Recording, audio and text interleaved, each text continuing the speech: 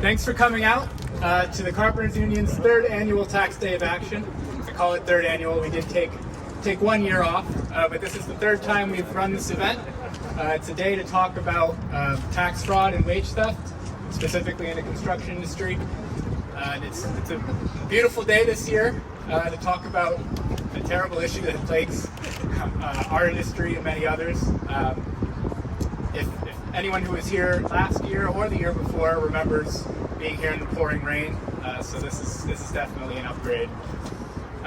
We're here today to talk about two pieces of legislation that are being considered in the General Assembly in this building behind us this year. One of those bills is a bill that would make wage theft a felony. It was introduced last year for the first time. It passed through the Senate, as a lot of good labor bills tend to do, and stalled out in the House. This year, we're going to pass it. The other bill we're here to talk about today is up the chain legislation, which is a little more nuanced. It allows enforcement agencies such as the Rhode Island Department of Labor and the Rhode Island Attorney General to go up the chain of subcontractors when a wage theft case is found. So we can enforce those cases up to the next level subcontractor, the next level subcontractor, and then ultimately to the general contractor if it still remains unresolved. So I'm just here to introduce some great people who've been working on this legislation.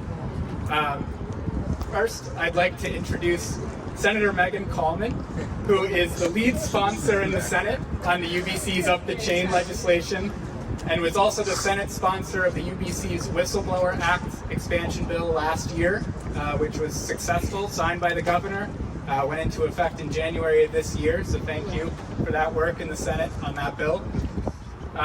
Even before she was senator, Senator Coleman was a friend of organized labor from her seat on the Pawtucket City Council. She hasn't stopped being there for us, so if I could pass it to you. Thank you, everybody. Great to be here. Happy spring. So I'm really proud to sponsor this piece of legislation in the Senate. This is an anti-wage theft measure. The idea is modeled after legislation that was just passed in New York State. We know it works. Exploitation of vulnerable workers and tax fraud is not acceptable anywhere. It is not acceptable in Rhode Island. It is not acceptable anywhere.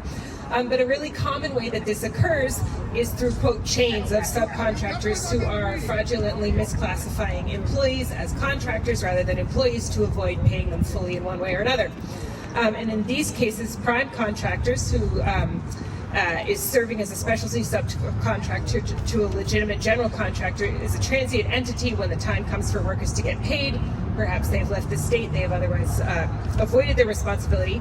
And there are a lot of folks, general contractors, who engage in this either in a premeditated fashion or are negligent when they're getting subcontractors. So this legislation is designed to hold accountable those who make hiring decisions at the top when they engage in premeditated or negligent hiring decisions. It's not intended to be used against contractors who make a mistake on payroll, people who have a legitimate dispute around performance, but it's a crucial step for ensuring fair wages for Rhode Island workers, particularly vulnerable ones. And again, I'm very proud to be the Senate sponsor, so thank you so much.